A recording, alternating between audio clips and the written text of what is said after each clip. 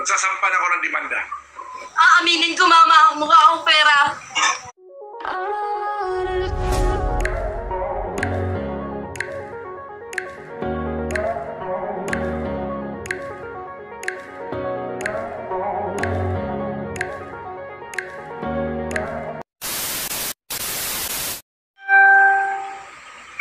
Good morning everyone. Nagsalita na po ako, pasensya na po. Pasensya na po sa mga followers ng mga anak ko at hindi followers, no? Yung mga tanong na yan ninyo lahat, alam kong masasagot na ngayon yan. Ito, hindi scripted. Pero lahat ng vlog nila halos lahat ng vlog nila ni Direk Ulo ay scripted po yun.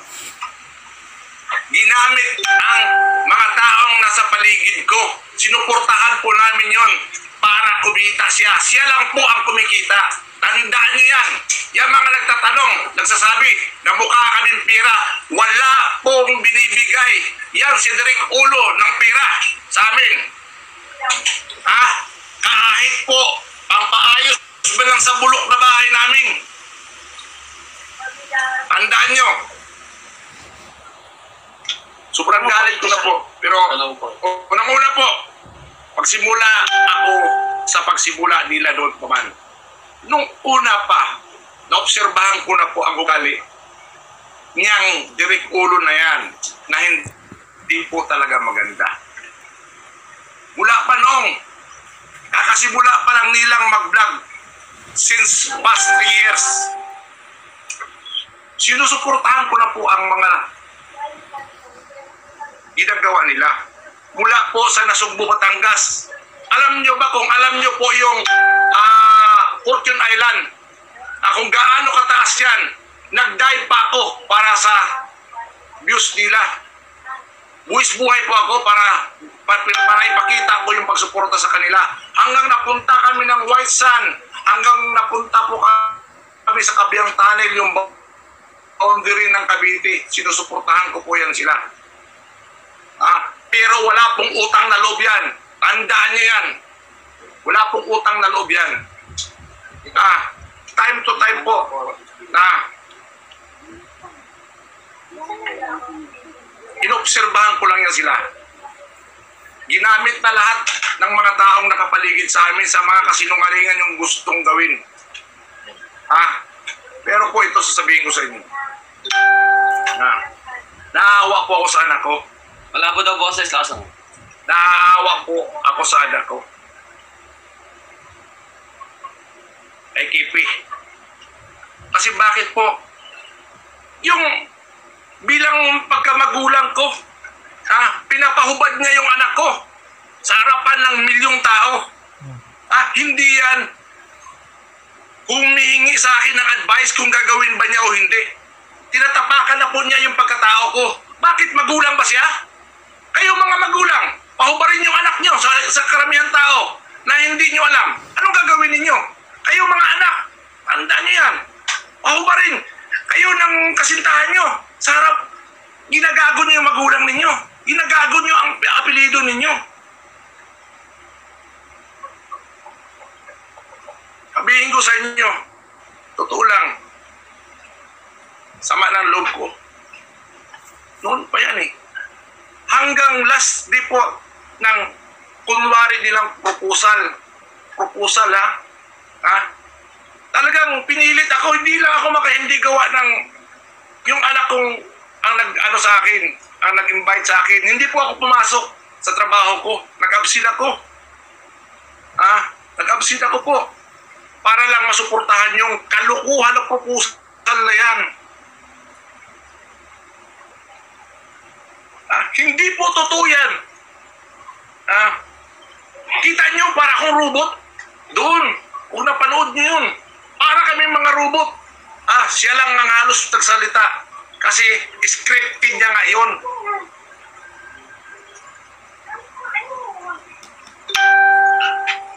Sana po maintindihan nyo. Maintindihan nyo. Pagpunta nila Cebu, scripted po yun. Gusto akong pasamahin ni Kipi pero hindi po ako sumama. Dahil alam kong madadagdagan naman yung kalukuhan sa buhay. yan si Derek Ulo na yan, kung naalala nyo pa, yung nag-post ako sa FB account ko na sinabi kong kasinungalingan na ini-interview siya na makagago. Karamihan doon, hindi po totoo. Scripted din po yun. Gawa ng hindi makaporma si makagago doon. Kasi may nakapaligid ng mga tao sa kanila. Totoo po yan, kahit itanong nyo kay makagago.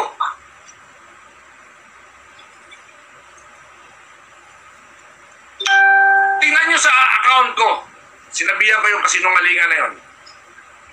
Pero ito, punong-puno na po ako.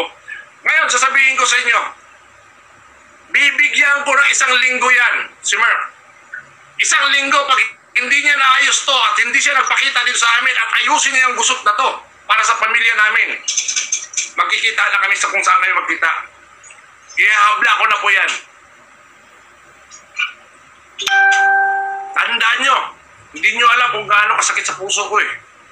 Tama yung sinabi mo, Mark. Na mga bubo kami. Tama, bubo.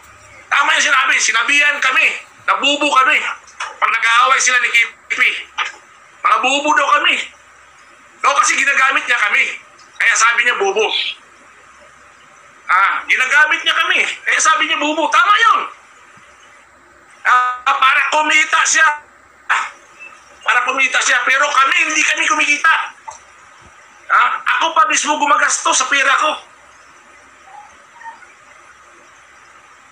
Halos kalahati ng sahod ko napupunta sa kanila. Gawa lang marami sila pupunta sa bahay. Paglulutuan ko, tama. Magbibigay yan, gentlemen. Magbibigay yan. Katiting lang para sa kanila. Hindi pa sapat yun. Pagkabandang huli, pag-uwi, sobrang agad ko. Gawa lang. Maglilinis pa kami ng bahay. Mag-aasikaso pa kami. Alam nyo lang, gaano kasakit. Tama yung sinabi ng anak mo.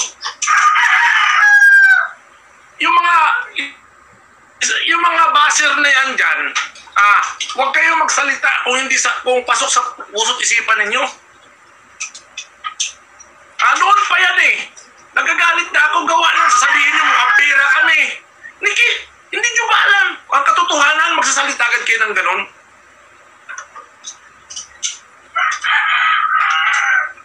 Please lang.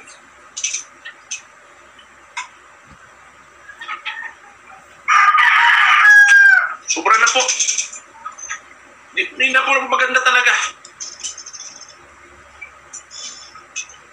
Ang pinagagawa ni Derek Ulo sabi nga ni makagago. Derek Ulo. Totoo po yan kasi direktor talaga yan eh. Lahat kaya kayong paikutin. Pati kami pinaikot. Na wala man lang pabor sa binibigay sa amin, na alam namin kung gaano kalaking kinikita niyan. Ilan yung bahay namin dito? Ikita niyo yung paligid. Pero hindi ako nagkulang sa pag-support.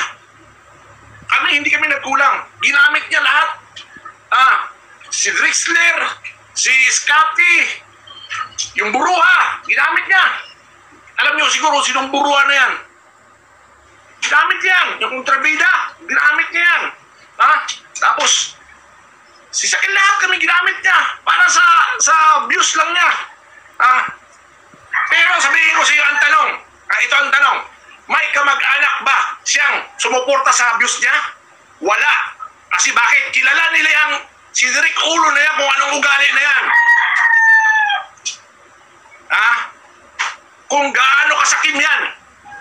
Kilala po nila yan. Wala kayong makikitang kamag-anak nila sa side niyan na sumuporta sa mga videos niyan, mga vlog niyan. Wala. Ngayon na ba? Yan po ang totoo. Pag-aralan nyo maigi. Mula Boskobos pa yan siya. Boskobos. Umalis siya. Gumawa ng sarili niyang channel. Iniwan niya. Kasi ang akala namin ginulangan siya ni Boskobos. Hindi pala. Ganon. Siya pala ang may problema. Kay Head Turner. Kay Boss John. Boss John, ako sa'yo noon pa. Gusto na sana mangyari ni Head Turner na ilabas tong problema na to. Gawa lang noon pa. Alam na ni Boss John kung magkano kinikita nila ni Kipi. Pero hindi po nagbibigay yan. Sakim po sa pira yan. Kaya po nagkahiwalay. Halos lahat ng mga nasa panig niya, humihiwalay na po sa kanya. Gawa ng sa masamang ugali niya. Eh, turni lang niya, Boss Jun. Magkaibigan talaga kami yan. Hanap po ako dyan. Yung mga lumang tao na nakapaligid sa kanya, bakit nagugulat kayo? Iisa na lang, tapos bago na. Ang natitira, iwan ko lang. Mayroon pa ba? Wala na. Kasi nga po, hindi yan marunong umintindi sa kapwa-tao niya. Siya lang ang gusto niyang intindihin. Hindi kasi yan lumaki sa magulang niya, kaya hindi niya alam ang tunay na pagmamahal ng magulang sa anak.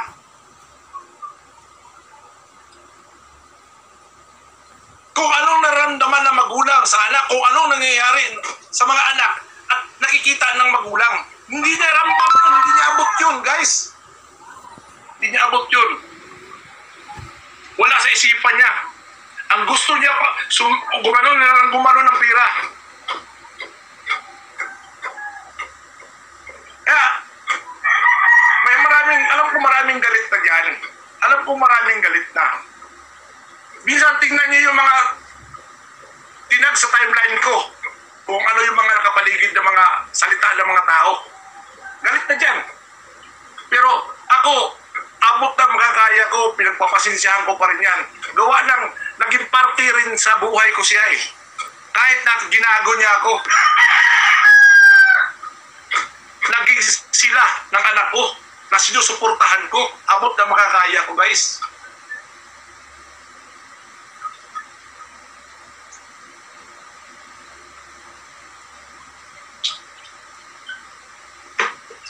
Naalala niyo mga boss ko, kasinungalingan. Nagplano na kami. Totoo yun. Yung sinabi yung, pinost ko yung vlog ni Makagago na in-interview siya, na nagsalita ko ng kasinungalingan. Totoo yun, kasinungalingan talaga yun. Tapos pangalawa, yung nagplano na kami. Nagplano na kami kasi ramdam ko lang hindi maganda eh. Hindi na maganda. Para sa akin, anong nangyayari? Masyado na kami inaapakan bilang magulang. Guys, masyado na kami inaapakan. Hindi na maganda. Yung umabot na sa punto ba? Yung galit mo. Yung pinapaikot na kayo ba? Pinapaikot na kayo kung ano. Siguro, ang ibig niya sabihin kung ito mga tao na to, walang kwenta to. Wala tong yung aapakan ka na. Yung akala siguro niya na hindi kami kumikikibo. Walang kwenta. Oo, sinabihan niya kami, guys. Bubo kami, magulang. Ni KP. Bubo, mga bubo daw kami. Nagsabi si KP sa akin. Pag nag-aaway sila. Pati ba naman kami? Away niyo yan. Idadamay niyo yung magulang. Huwag ganun. Sabi nga dito. Sabihin niyo.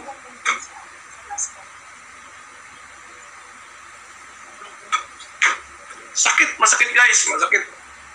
Ilang taon namin tiniis yan, ng ugali na yan, hindi ulo na yan. Kaya nga sabi ko sana hahamunin ko sana to si Makagago, ako interviewin niya para yung gusto niya itanong, ako magsasalita sa kanya. Hindi, yun ang i-interview ni Makagago, yung si Derek Ulo na yan, na alam mo nyo, scripted yung mangyayari din doon. Ako hindi ako vlogger. Paluwer lang ako. Nagasubaybay lang ako ng mga anak ko, pero ako nagsalita na mismo. Scripted din yung ginawa nila. Para kumita sila. Pero ako, guys, hindi ako kumikita. Wala akong kumikita. Ako, pira ko mismo. Ginagastos ko pag pumupunta sila. Oo, mayroon din sila binibigay. Si Kipi, nagbibigay ng panggastos dyan dito, pero iutangin pa. Saan ba yung party ni Kipi? Na dapat, sila? Conjugal dapat nila yun. Dapat pareha sila. Maghahati sila dapat. Base sa batas natin kung ano man kita nila doon. Pero wala, guys. Sinulo niya. Kung ano-ano niya pinagbibili, hindi ko alam. Kasi ayaw ko nang maghalongkat. Pero ito Nung bandang huli, sobra na.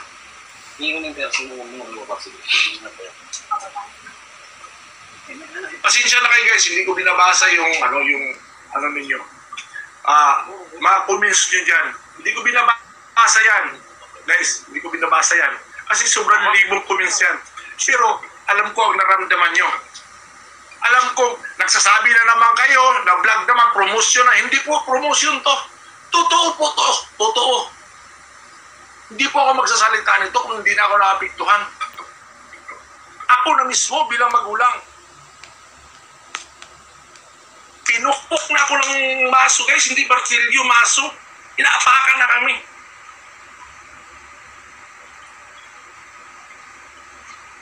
One more time guys, last word ko. Pag hindi inayos na Mark within this week, yung problema na to, at sinabihan ko na siya noon na gusto ko makausap yan, hindi siya sumipot. Within this week, pag hindi niya inayos, at hindi bibigyan si Kipi ng dapat ibigay sa kanya, magsasampan ako ng demanda. Mark my word. Mark, alam ko, nanonood ka. Asahan ko yung pagkatao mo. Sige guys, pasensya na po. Pasensya na po. Yan guys, syempre. Yan. Kaya napilitan na ibulga. Plus, yun yung ang siyasena namin, ang siyasena ni Makaganda.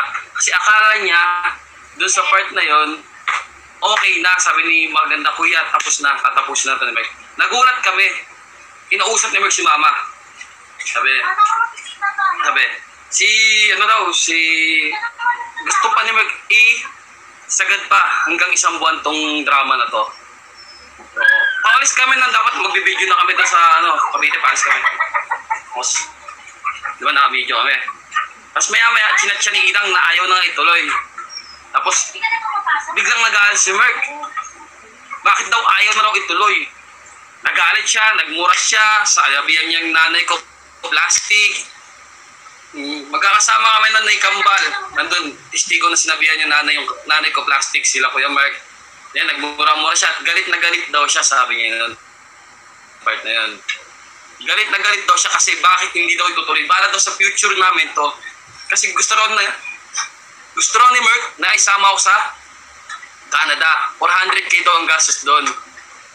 Sabi ko, wala nga akong alam na ganun pa rin plano mo. Sabi ko kay Merk, hindi ako nagsasalita ng time na yun kasi galit na galit siya. Kasi ako yung taong hindi makihilig makisaw-saw sa gulo.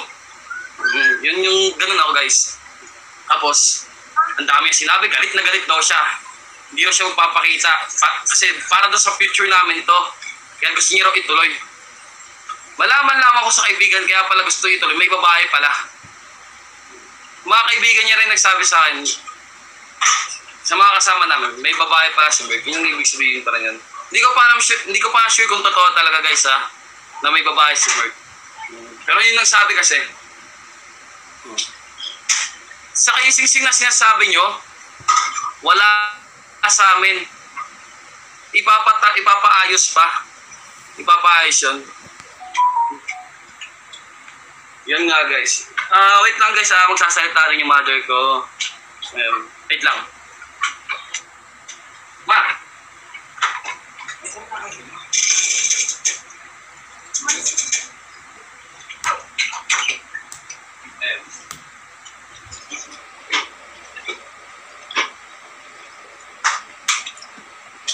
Sa viewers, magandang araw sa inyo. Ang hirap magsalita, ang hirap magsalita.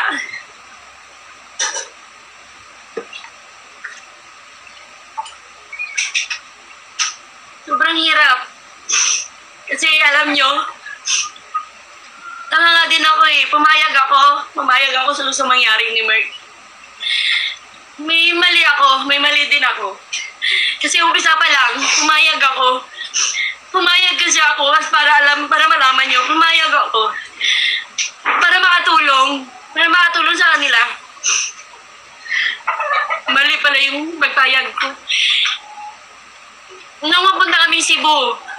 Nag-usap na kami. Natatapusin na daw to. Kawawa si Idang noon. Umaiyak siya habang ginawa niya yung blind date na yun. Kawawa yung anak ko. Pero pinapayuhan ko na lang na para sa kanila yon.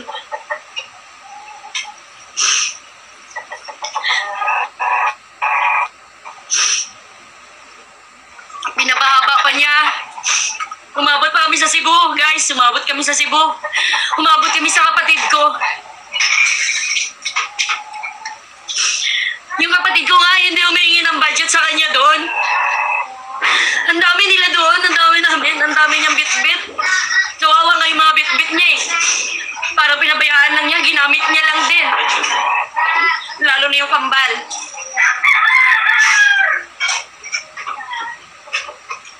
Bakit para? Kasi tinuring na rin namin siyang pamilya eh. Pamilya niya, pamilya namin. Parang isang pamilya na kami.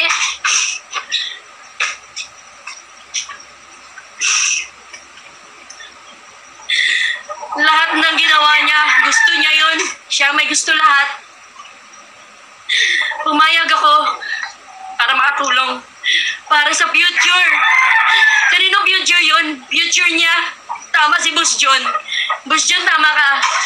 Future niya yun. Nung umay kami Cebu, kala namin tapos na. Kasi yun ang sabi niya. Umaasa si Idang na tapos na at masaya na kami. Ngayon, kinausap niya ako na masinjinan sa kwarto. Dinamay niya pa yung pangalan ng mama niya. Yung mama niya kasi nag-uusap din kami, nag-chat din kami. Mula umpisa, ayaw ng mama niya sa decision niyang gagawin niya yung content na yon na maghihiwalay sila ni Idang. Plano lahat yun ni Merk. Ngayon, ang sabi ng mama niya sa akin, Balae tawag niya sa akin eh. Sabi niya, Balae, hindi ko gusto yung content na yan. Pakiramdam ko may mangyayari. Sabi ko, gusto ng anak mo yan eh.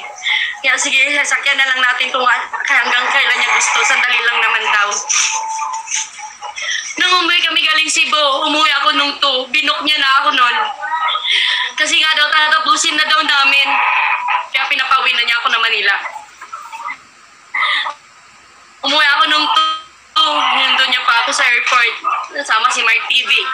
Kasama si Idang, kasama yung anak ko. Pero nasa likod si Idang ng sasakyan para hindi makita ng mga tao. Tinatago niya. Ngayon, pagdating ko sa bahay, hinabukasan dumating siya. Mama si Idang. Kinausap niya ako, masinsinan, sa kwarto kami. Sabi niya mag-heart to heart daw kami. Kasi nag-heart to heart din sila ng mama niya. I-heart to heart ko daw si Idang na pumayag sa gusto niyang mangyari. Kasi ang gusto niya, pahabain pa tong drama na to. Pahabain yung script na to. Kinausap niya ako. Sabi niya, Mama, pahabain natin to. Kausapin mo si Idang. Kasi ayaw ni Idang. Sabi ko, alam ba ni Idang? Sabi niya, hindi. Ayaw ni Idang. Sabi ko, pahabain daw hanggang 20. Kasi daw, cut off. Alam niya, nagmi-million views. Hindi ko pinagyayabang sa sarili ko. Nagmi-million views kasi dahil sa kontrabida ko. Alam niyo yan. Naghihingi ba ako? Hingi ba akong kapalit? Oo, nagbibigay siya. Pero yung bigay niya, sinusumbat niya pa sa ano ko pala yun. Si Idang hindi nagsasabi sa amin yan dahil mahal niya si Merk, pinoprotektahan niya sa amin. Pag may masabi ka kaming hindi maganda sa pandinig ni Idang na tungkol kay Merk, nagagalit pa yung anak ko sa amin. Si Idang pa yung nagagalit. Kasi pinoprotektahan niya si Merk. Ngayon ang sabi niya, tuloy natin yan. Ngayon sabi niya, ituloy natin to. Kukuha na naman ako ng ibang babae. Blind date ulit. Napasmile ako. Siyempre, di ko alam na sasabihin ko eh. Napasmile ako. Ngayon, ang akala niya, yung smile ko na yon ay pumapayag ako. Kaya niya ako sinabihan na plastic. Nabigla ako, hindi ako makapagsalita. Huli impact sa akin. Ngayon sabi niya, ituloy natin to, kukuha ako na ibang ka-blind date. Ngayon sabi niya, yung blind date daw na yon, papupuntahin niya sa bahay niya Ang gusto niya, magdadala ng ulam, dadalan daw siya ng masarap na ulam. Para daw makita ng mga subscriber o mga viewers na wala na talaga sila ni Idang. Nabigla ako, pero hindi ako nakapagsalita, ewan ko sa kanya, kung sa palagay niya yung smile ko ay pumapayag ako, umuoo daw ako, sabi niya.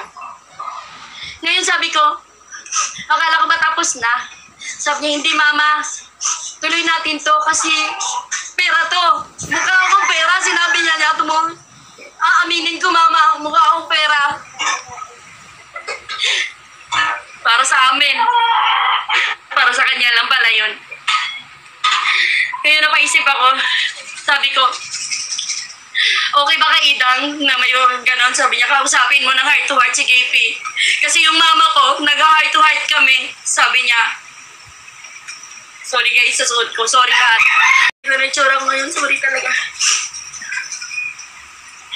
Nakausap daw niya yung mama niya.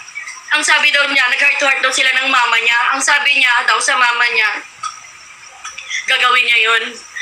Pumapayag daw yung mama niya. Di napaisip ako, sabi ko, ba't ganon? Ba't kausap ko yung mama niya? Mula umpisa ayaw ng mama niya sa content na yun. So ngayon, akala niya okay na. Hindi ngayon, umalis na sila. Kasama si Drexler. Mapupunta sila ng Cavite. Kasi sasama niya si Drexler, gagawa na naman dapat sila ng content. Na yung kuya ni Idang, kunyari, isa sa uli yung sing-sing. Ganon. Ganon yun. Kaya sinama niya si Drexler. Ngayon, kinausap ko si Idang. Sabi ko, Dang, akala ko ba tapos na? Sabi ni Idang, oo mama, masaya yung anak ko. Masayang masaya. Sabi niya, oo mama, tapos na to. Matatapos na to. Magtatagaytay kami ni Merk. Ang dami niyang sinabing magaganda. Tatagaytay kami, hindi muna kami mag-vlog. Kami munang dalawa. Sabi kay, Dang, hindi ganon ang sinabi ni Merk. Sabi ni Merk, itutuloy daw to hanggang 20. Pumayag ka daw at kukuha na naman siya ng ibang blind date. Ngayon yung anak ko, nabigla. Tinawagan siya ngayon habang nagbibiyahe sila papuntang Cavite kasama si Kuya Drexler niya. Tinawagan niya si Merk. Sabi niya, grabe naman yung ginawa mo. Akala ko ba tama na? Gumanon siya, sabi niya. Pinura niya si Merk kaya pinatayan siya. Pinatayan niya binlock niya si Merk agad. Tapos, naka-block din sa akin. Yun. Dahil sa content na yun, nawala si Merk. Dahil sa content na yun, yun ang kinagalit niyang content na hindi natuloy para malalaman ninyo. Yun. Hindi ko alam kung may babae o sabi nila meron. Pero kasama na rin yun sa plano niya. Plano niya to lahat. Kami sumusunod lang sa kanya. Hindi kami makakilos para kami robot. Kulang na lang sa amin remote control. Kontrolado kami lahat. Pero sinusunod namin siya. Siya yung iniisip namin.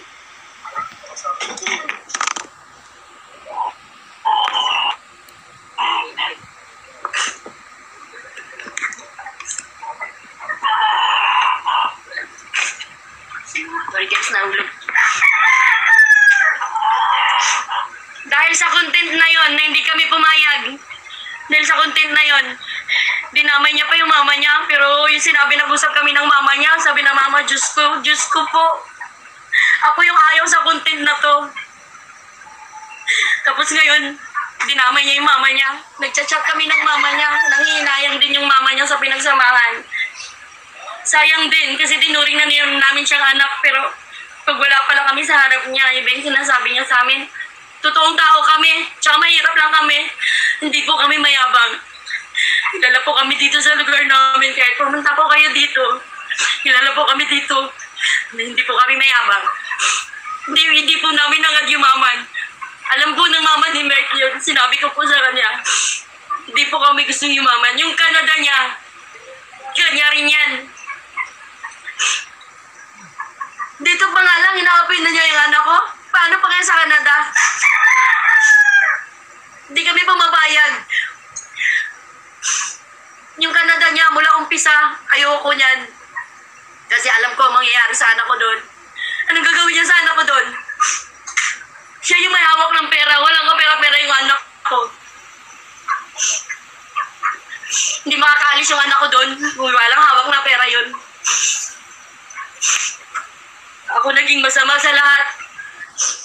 Pumayag ako ako maging masama. Kasi ayoko siyang mabash.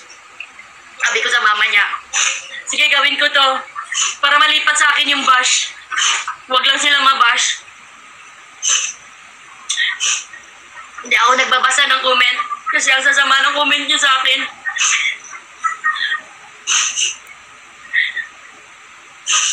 Pero ngayon nagsalita na yung anak ko. Masaya na kami. Umiyak pa rin ako. Umiyak ako kasi sobrang sakit din. Kung anong naramdaman ng sakit ng anak ko ngayon, dudubli ako. Dumubli sa akin. Kasi ako yung pumapayag. Mali pala ako.